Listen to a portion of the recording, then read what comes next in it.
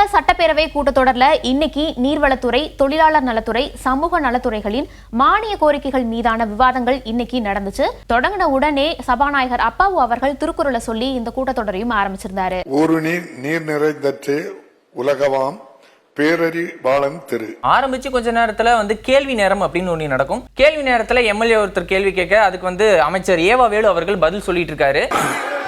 தருமபுரி மாவட்டம் சேலம் மாவட்ட எல்லை இணைக்கும் தொப்பூர் கணவாய் வழியாக கேள்வி நேரம் முடியறதுக்கு முன்னாடியே அதிமுக, பாமக, பாஜக இந்த 3 கட்சிகள் சேர்ந்து என்ன பண்றாங்க அப்படின்னா, நாங்க இந்த கள்ளக்குறிச்சி சம்பவத்தை பத்தி இன்னைக்கு நாங்க பேசியே ஆகணும் அப்படின்னு சொல்லி அவங்க சபாநாயகர் கிட்ட அனுமதி கேட்கறாங்க. சபாநாயகரோ இல்ல இப்ப கேள்வி நேரம் நடந்துட்டு இருக்கு, கொஞ்ச நேரம் முடிஞ்சதுக்கு அப்புறம் நான் உங்களுக்கு அனுமதி தரேன் அப்படின்னு சொல்றாரு. ஆனா அதை அவங்க ஏத்துக்க மறுக்கிறாங்க. கொஞ்ச நேரம் இப்படியே காரசாரமா போய்கிட்டு இருக்கு. ஆர்பி உதயகுமார் அவர்களுமே இப்பவே நாங்க பேசணும், இந்த பிரச்சனை குறித்து இப்ப நாங்க பேசணும் அப்படின்னு சொல்லும்போது இப்போதைக்கு முடியாதுங்க அப்படின்னு சொல்லி திரும்ப அதை கேட்டு கடைசியில அது ஒரு அமளி தும்ளி மாதிரி தான் ஆயிடும். ஆர்பி உதயகுமார் அவர்கள் உட்கார்ந்து தர்ணாவில் ஈடுபட்டாரு.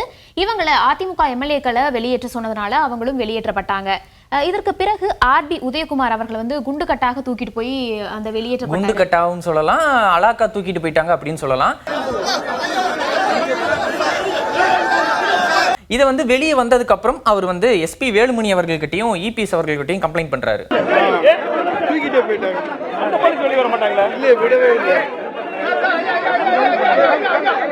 என்னதான் இருந்தாலும் ஓபிஎஸ் அவர்களுடைய அந்த சீட்டை வேற ஆர்பி உதயகுமார் அவர்களுக்கு கொடுத்திருக்கோம். எதிர்கட்சி துணைத் தலைவர் வேற, எப்படிங்க ஒரு சட்டசபையில இப்படி எல்லாம் ஆர்பி உதயகுமார் அவர்களை பண்ணலாம் அப்படின்னு இபிஎஸ் அவர்கள் கொந்தளிச்சிட்டாரு போல. விடவே கூடாது அப்படின்னு சபதமே ஏத்துட்டாரு.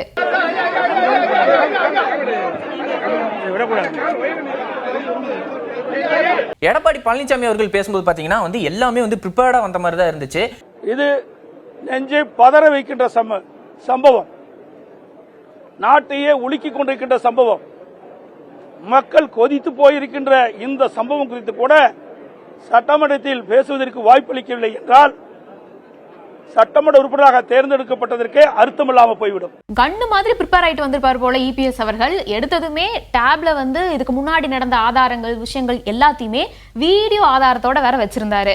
டேப கொடுங்கப்பான்னு தான் கேட்டு வாங்கினாரு. ஒரு பெண்மணி பேட்டி கொடுக்கறாங்க, போடுங்க கலெக்டர் வீடியோ, எங்கப்பா ஆடியோ, நல்லா பாட்டி கொடுப்பா, நல்லா போட்டு கொடுப்பா. கேட்டு வாங்கினோடனே ஃபர்ஸ்ட் இந்த கலெக்டரோட விஷயத்தை ப்ளே பண்றாரு. கலெக்டர் முன்னாடியே நடவடிக்கை எடுத்திருந்து சரியா ஆய்வு செஞ்சிருந்தாங்கன்னா அந்த பிரச்சனை எல்லாம் நடந்திருக்காது அப்படின்னு அந்த விஷுவல்ஸ் எல்லாம் ப்ளே பண்ணதுக்கு பிறகு இன்னொரு விஷுவல்ஸுமே அடுத்த ஆதாரமாக லைன் அப்ல வைக்கிறாரு இபிஎஸ் அவர்கள். இது குறித்து பேசலாம் முடிவு எடுக்கல. மதியம் வரைக்குமே கலெக்டர் என்ன சொல்லிட்டாரு, இது வெவ்வேறு வியாதினாலதான் வந்தது, வெவ்வேறு நோயினால வந்தது. அதே மாதிரி கைதானவர் ஒருத்தருடைய வீட்டுல வீடியோ எடுத்திருக்காங்க. அந்த வீட்டுல டோர்ல பாத்தீங்கன்னா திமுக ஸ்டிக்கர் ஒட்டப்பட்டிருக்கு. அதையும் இவர் ஆதாரமா காட்டுறாரு. பாத்தீங்கன்னா கதவுல இப்படித்தான் இருக்குது, ஆளுங்கட்சி சேர்ந்த போட்டோ ஒட்டி இருக்குது. அந்த ஃப்ளோல அவர் போயிட்டு இருக்கும்போதே திண்டுக்கல் சீனிவாசன் அவர்கள் எடுத்து கொடுக்கறதுக்காக மரக்காணம் அப்படின்னு சொல்றாரு. உடனே இவர் டென்ஷன் ஆகுறாரு. ஒரு வருடத்துக்கு முன்பு செங்கல்பட்டு மாவட்டம், விழுப்புரம் மாவட்டத்துல இதே கள்ளச்சாராயம் அறிந்து 22 பேர் உயிரிழந்தாங்க. அப்போ நான் இதை குரல் கொடுத்தேன். ஏன்னா திண்டுக்கல் சீனிவாசன் அவர்கள் ஆரம்பத்துல இருந்து ரொம்பவே கடமை உணர்ச்சி மாறாம அந்த ஒரு போஸ்டர் கையில வச்சுட்டே நின்றுட்டு இருந்தாரு. எவ்வளவு நேரம் ஆனாலும் நீங்க பேசுங்க, நான் வச்சிருக்கேங்கிற மாதிரி கையில வச்சுக்கிட்டே முழுக்க நின்றுட்டு இருந்தாரு. அவருக்கு தெரிஞ்ச ஒரு உண்மை, அவர் அந்த ஃப்ளோல அந்த பாயிண்ட்டை விட்டுட்டு போறாரு அப்படின்னு சொல்லி எடுத்து கொடுக்க ட்ரை பண்ணாரு. பட் ஆனா அவர் டென்ஷன் ஆயிட்டாரு. எங்களுடைய கட்சியினுடைய எதிர்கட்சி துணைத் தலைவர் அமைச்சர் உதயகுமார் அவர்கள் அங்கே தொடர்ந்து அனுமதி கேட்டு குரல் கொடுத்தார். அவரை அலாக்காக தூக்கி கொண்டு வந்து வெளியிலே அவரை கைது செய்கின்ற அளவிற்கு ஒரு அடக்குமுறையை நாம் பார்க்கின்றோம். இது வன்மையாக கண்டிக்கிறோம். ஒரு ஜனநாயக படுகொலை.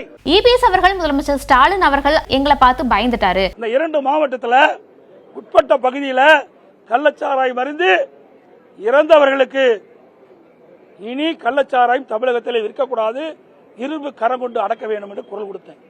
உடனே முதலமைச்சர் அதுக்கு பதில் சொன்னாரு, சிபிசிஐடி நியமிக்கிறோம், உண்மை வெளியினார். இதுவரைக்கும் என்ன விசாரணை மேற்கொண்டாங்க, என்ன நடவடிக்கை எடுத்தாங்க, ஒண்ணுமே வெளிப்பட தன்மையே இல்ல. இப்பொழுதும் அப்படித்தான் நடக்கும். இதற்கு முதல்வர் மு க ஸ்டாலின் அவர்களும் பதில் அளிக்கிறார். நடைபெற்ற சம்பவத்துக்கு முதலமைச்சர் பொறுப்பேற்க வேண்டும் என்று இங்கு பேசினார்கள். உள்துறையை கவனிப்பவன் என்ற முறையில் மட்டுமல்ல, தமிழ்நாட்டின் முதலமைச்சர் என்ற முறையில் இந்த பிரச்சனையிலிருந்து நான் ஓடி ஒளிவப்பன் அல்ல, பொறுப்பை உணர்ந்ததற்காக தான் பொறுப்போடு பதிலளித்துக் கொண்டிருக்கிறேன். எடுத்த நடவடிக்கைகளையும் பட்டியலிட்டிருக்கிறேன்.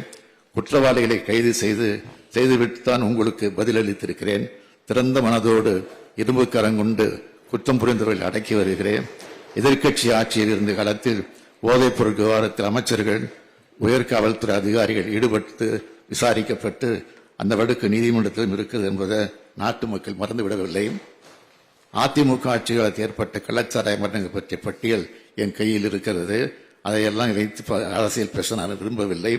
துயரம் எழுந்த இந்த சம்பவத்தை அரசியல் ஆதாயம் தேட வேண்டாம் என்று கேட்டுக்கொள்கிறேன்.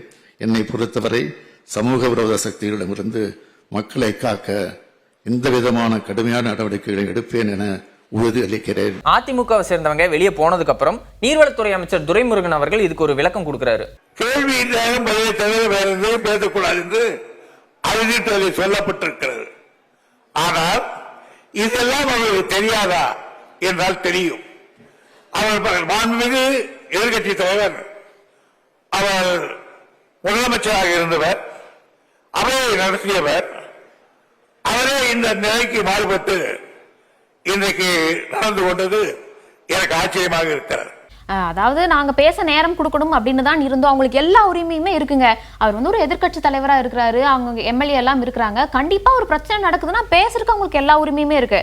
அவர்களுக்கு உரிமை உண்டு.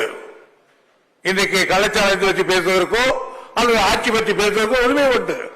ஆனால் யாராக இருந்தாலும் சட்டத்துக்குட்பட்டு விதிகளுக்கு புறம்பாக பேச முடியாது. சபாநாயகர் அவர்கள் அதிமுக எம்எல்ஏக்கள் இந்த மாதிரி அமளி துமளியில ஈடுபட்டு தர்ணாவில் ஈடுபட்டதால அவங்கள வந்து ஒரு நாள் இன்னைக்கு வந்து சஸ்பெண்ட் பண்ணியிருக்காங்க.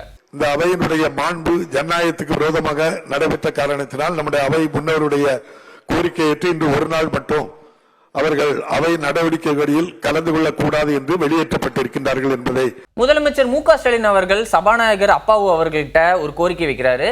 மானிய கோரிக்கைகள் மீதான விவாதத்திலே பிரதான எதிர்க்கட்சி உறுப்பினர்களும் கலந்து கொண்டு தங்கள் கருத்துக்களை தெரிவிக்க வேண்டும் போதில் கொள்கை உறுதி கொண்டவன் இந்த முதலமைச்சர்.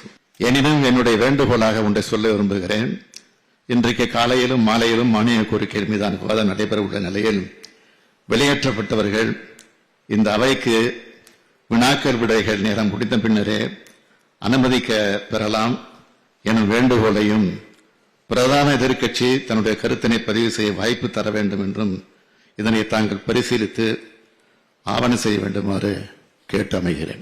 சபாநாயகர் அவர்கள் முதல்வர் அவர்களினுடைய கோரிக்கையை ஏற்று அதிமுக எம்எல்ஏக்கள் உள்ள வரலாம் அப்படிங்கிற அந்த ஒரு அனுமதியுமே கொடுக்கறாங்க. அந்த சஸ்பெண்டை ரத்தும் பண்ணிட்டாங்க. வெளியேற்றப்பட்டவர்கள் அனைவரும் மீண்டும் அவைக்கு வர வேண்டும் என்று உத்தரவிடுகிறேன். ஆனா வெளியே போய் பார்த்தா அதிமுகவினர் யாருமே இதை வந்து ஏத்துக்கல. அவங்க எல்லாருமே கிளம்பியும் போயிட்டாங்க. இந்த கேள்வி பதில் நேரத்துல நிறைய இன்ட்ரெஸ்டிங்கான விஷயங்களும் நடந்திருக்கு. ஆமா, பாஜக எம்எல்ஏ நயினார் நாகேந்திரன் அவர்களும் பாமக எம்எல்ஏ ஜி.கே. மணி அவர்களும் தான் பக்கத்துல உட்கார்ந்துட்டு இருக்காங்க. இவங்க ரெண்டு பேர்த்துக்குள்ள என்ன பேசிட்டு இருந்திருப்பாங்க அப்படின்னா, அதிமுக வெளியே போயிட்டாங்க, நம்ம ரெண்டு பேர் மட்டும் உள்ள உட்காந்துட்டு இருக்குமே, நம்ம என்ன பண்ணலாம், போலாமா இல்ல சாப்பிட்டதுக்கு அப்புறம் போலாமா இல்ல லஞ்ச் பிரேக் அப்புறம் திருப்பி உள்ள வருமானு ஏதோ டிஸ்கஷன் நடந்துட்டு இருக்கு போல. ஆப்போசிட்ல டிஎம்கே சைடுல ஏதோ கேட்டிருப்பாங்க போல இருக்கு, நீங்க இன்னும் போலே அப்படின்னு. டைம் இருக்கு, நான் டைம் ஆனதுக்கு அப்புறம் போறேன்னு நயினார் நாகேந்திரன் அவர்கள் ஏதோ சிக்னல் காமிக்கிறாரு. ஆளுங்கட்சி எம்எல்ஏ ஒருத்தரே ஆளுங்கட்சி அமைச்சர்கிட்ட ஒரு கோரிக்கை நிறைவேறிச்சா, வாக்குறுதிகள் கொடுத்திருந்தீங்களே என்ன ஆச்சு அப்படிங்கிற மாதிரி கேள்வி எல்லாம் கேட்கிறாரு.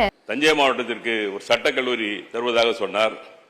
திருச்சியில ஒரு சட்டக்கல்லூரி இருக்கிறது அப்படின்னு சொல்லிட்டு இருக்கும்போது நல்லா சொல்லவே இல்லைங்க அப்படின்னு சொல்லிட்டு பக்கத்துல இருக்கிற அவரோட ரியாக்ஷனை பார்க்கணுமே. எப்படி மாட்டி விடுறாரு பாருங்க. இருங்க, உங்களுக்கு நான் மாட்டி விடுறேன், பதில் சொல்றேன் அப்படிங்கிற மாதிரி தான் அமைச்சர் ரகுபதி அவர்களும் எந்திரிச்சு, தஞ்சை மாவட்டத்தில் சட்டக்கல்லூரி அமைத்து தருவதாக நாங்கள் எந்த விதமான வாக்குறுதியும் தரவில்லை.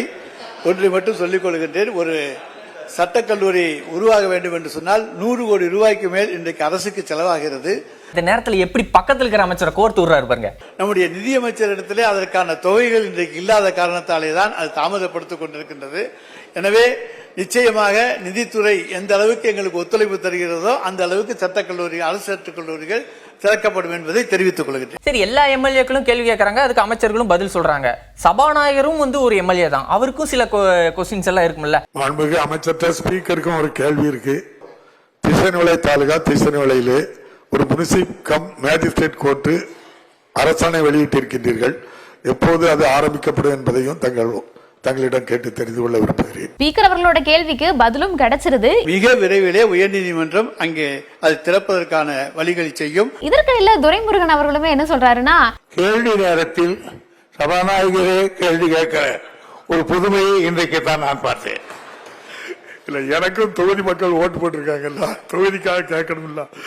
பாஜக எம்எல்ஏ வானதி சீனிவாசன் அவர்கள் கோவையில ஒரு நீதிமன்றத்துல வந்து குழந்தைகள் காப்பகம் வேணும் அப்படின்னு ஒரு கோரிக்கை வைக்கிறாங்க. சட்டமன்ற தொகுதி உறுப்பினர் மேம்பாட்டு நிதியில நான் அதை கொடுக்கணும்னு போகும்போது கூட நீதிமன்ற வளாகத்துக்குள்ள இந்த மாதிரி பண்ண முடியாது அப்படின்னு மாவட்ட நீதிபதி சொல்லிட்டார்.